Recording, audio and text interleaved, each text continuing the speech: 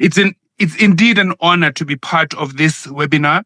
And we send our solidarity greetings to all Africans who are living for the revolution, for our collective freedom, and for the liberation of every African woman, man, and child.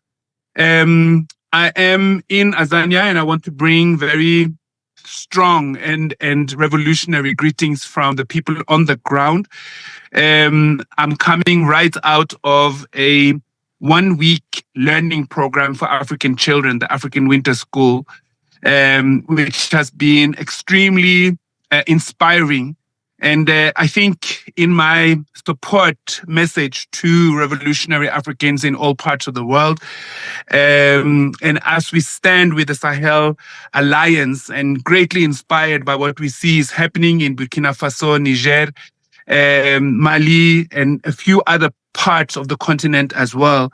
I think we just want to remind our sisters and brothers around the world that many of us, in the way we fight, in the way we determine, in the way we engage with liberation and revolutionary work, you might not always be able to get how we operate and what we do through. I want to really emphasize the importance of both within the African.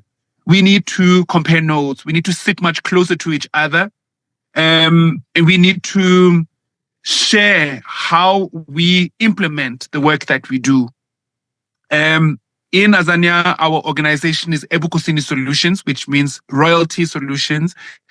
And we work, we are very invested in the community. As I was saying, just coming out of African Winter School now, where we have guided children on a Pan-African journey, and it's been extremely inspiring. And I think this is my message also especially to the rest of the continent, the importance of impacting our children with Pan-African information, because as we know around the continent, all of our children are being recolonized through education.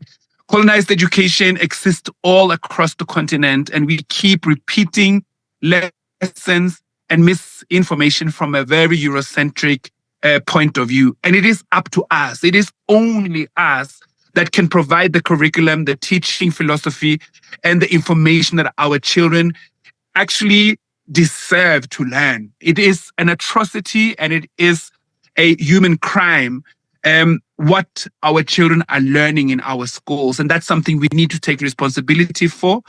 The other thing I wanted to say is also the importance of us to understand the aftermath of white supremacist genocide. And when I say genocide, I don't only talk about the physical genocide and the maiming and the killing of people, which is a huge, huge problem, but also the suicide on the soul, the suicide on the African mind, the suicide on our relationships and our ability to relate and cooperate and work together. And as I stand before you, Africans in the diaspora and Africans across the continent, I just want to encourage us to invest in us and leave the rest of the world for a while. As much as it wants us to be engaged with it, we cannot really engage with anyone outside of ourselves until we fully have engaged with ourselves. And let that be my main message to sisters and brothers all across the Pan-African world.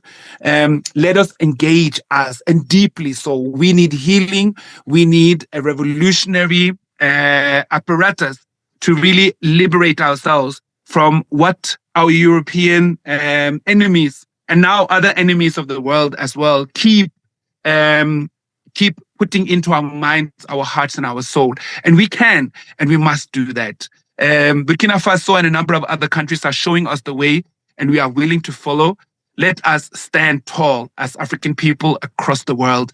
We owe it to ourselves, and we owe it to each other. Black power.